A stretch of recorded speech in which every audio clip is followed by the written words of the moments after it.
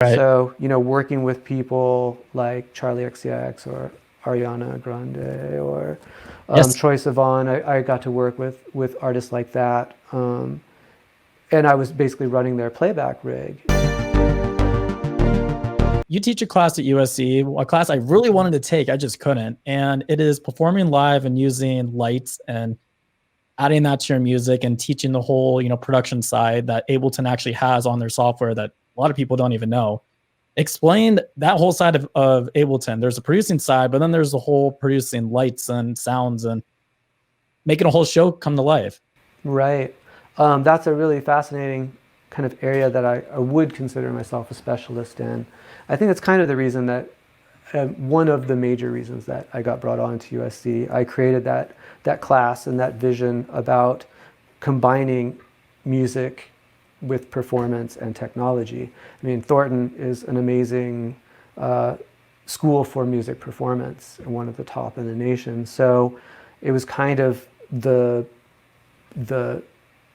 the stream of consciousness that combines the music technology department together with, music performance. So, bringing young talented people in and then having a tool for them to be able to take technology and combine it with more traditional forms of musicianship, rather than, being completely stuck in kind of the more electroacoustic side of things where the computer is the interface.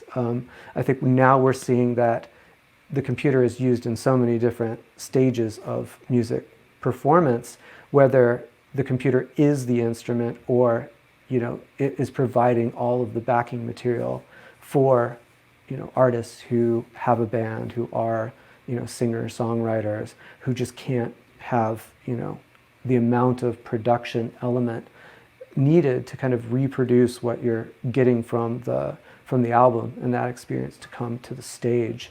So that's kind of where, I've been able to delineate all different kinds of, stages of what that looks like and who comes to the table with it.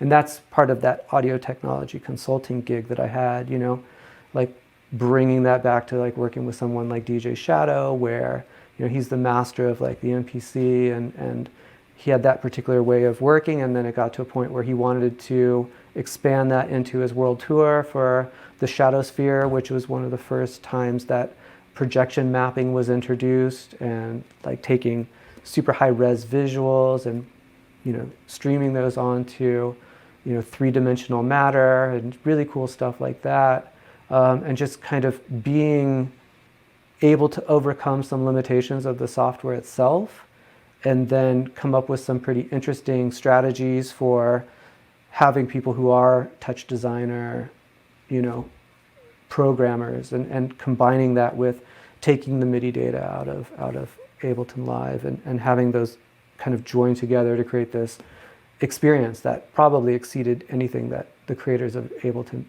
initially thought. So having now Maximus P, which is an object-oriented programming language built into Ableton Live, where you can create your own devices. Anything is possible.